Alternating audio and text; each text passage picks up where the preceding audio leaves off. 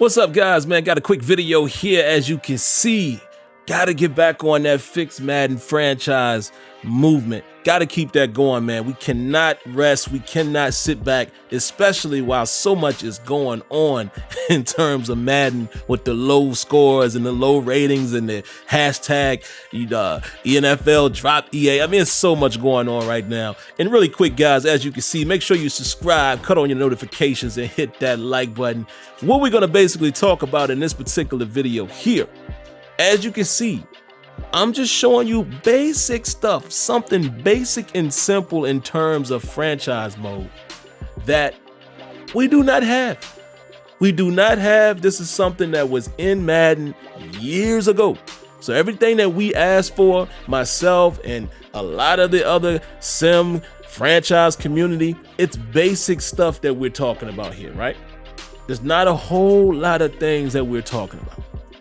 So I'm gonna start with the basics. We're gonna start talking about basics and just showing you, how little you have to do to at least make us semi-happy. As you can see, I'm scrolling through all of these players here that I need to re-sign. So the first thing I'm gonna talk about, first of all, how am I gonna make this happen? And some of you guys may not know what I'm talking about, but how am I gonna make this happen with the cap space that the Steelers had? Now let's take a look at the cap space. 2020 cap, 210 million. Salaries 195 million. So we have 15 million in cap space. Now, why is that important? Well, the reason why that's important is because there's no opportunity here for me to do any type of restructuring, no renegotiation, no extensions and things of that nature to try to, lessen the blow of cap space. Because that's what real NFL teams do. It's not just cut and dry when it comes to re-signing your players and, getting under the cap and things of that nature. Even us Pittsburgh Steelers fans would know, as I'm about to show you here in the next slide. Let's talk about somebody that we're all waiting to get extended right now. Cam Hayward. We're waiting for a Cam Hayward extension because the Pittsburgh Steelers are in a very compromising cap situation. But look at this.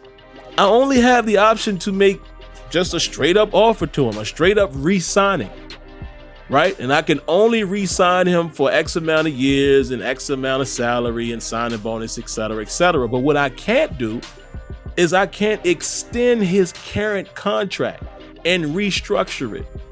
What you also cannot do in this game is you're unable to front load and back load and offer incentives and things of that nature. And there are no holdouts or nothing like that. No real contract negotiations.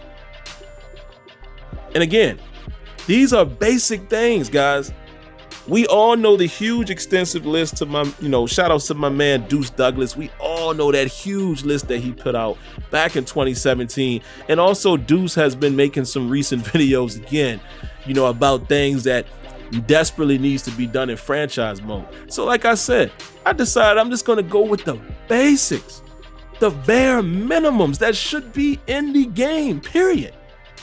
Here's another thing I'm going to talk about. Did you notice what the cap room was? When we looked at Cam Hayward, look at the cap room here for Juju Smith-Schuster. And I need you guys to help me with this. Maybe, listen, I'll be the first to admit, maybe I don't fully know how cap and all of that works. But what is the difference between cap room and cap space? Is this cap room telling me basically what I have going into next year? Or what? What is this figure? Because how is it that I have cap room here is 52.1 million. Of course, if I sign Juju for these terms here, it would be a cap hit of 10.4 million. And then you see the rest of the structure. But what's interesting is if you look at the rest of these players, it changes just a bit. Joe Hayden, 51.9, right? And you're going to see a change again when I get to Mike Hilton. So my question is, what is that? What is cap room versus cap space? Maybe somebody can help me out with that. Like I said, I'm not ashamed to admit I'm not fully aware of how cap space and all of that works. But this brings me to another point. I want to be able to go somewhere where I know exactly what my cap ability is, that I don't have to guess, and I don't have to look at each player and look, here it is again, 51.4.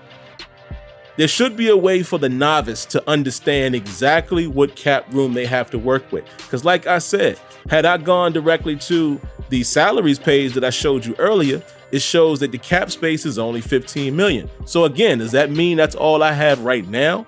And if that is the case, then how can I make any type of changes? Look at this, 54.8. What is the cap room? Is cap room and cap space the same thing? And if it is, why does it show 15 million in one area and 54.8 here? And why is that number continuing to change? Now I would assume, of course, the cap hit for each player will affect what that number is. Yes, I understand that, but do y'all understand what I'm saying about cap room and cap space? Not fully understanding what the difference is. But like I said, man, this was just a quick video to show you basic stuff that we want in franchise mode.